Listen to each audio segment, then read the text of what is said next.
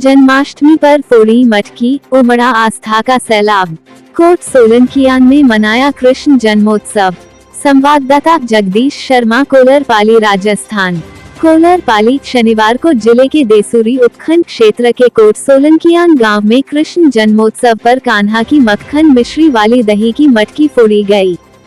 समाजसेवी ईश्वर ने बताया कि शनिवार रात्रि में कोट सोलंकियान गांव के कुमारों के वास में कृष्ण जन्म उत्सव धूमधाम से मटकी फोड़ के साथ ही मनाया गया।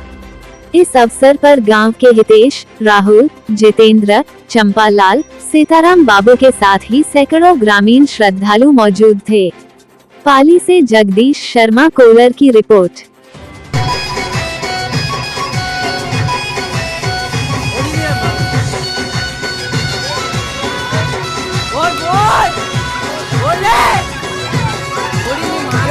ભૂજા કટારા ભાવો